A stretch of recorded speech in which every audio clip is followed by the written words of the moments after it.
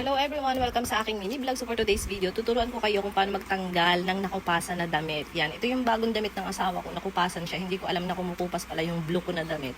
Bagong bili pa naman namin to. So yan, gagawa natin ng paraan para matanggal siya. So bali tatlo yung nakupasan na damit namin. So ang gagawin natin is magpapakulo lang tayo ng tubig. Bahala na kayo kung sa kayo magpapakulo. Basta kasya yung damit. And then ayan, ilalagay nyo lang yung damit na nakupasan. So pangalawang salang na namin to kasi yung una is marami yung naghalo na yung kulay doon sa tubig. So pinalta namin yung tubig, ayan. So dati kanina marami yung kulay. So ngayon, yan, kukunti na lang siya.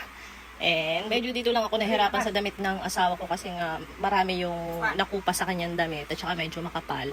So ito, medyo natagalan kami dito, parang nasa, ewan ko, 20 minutes na yata yung pinakukuluan.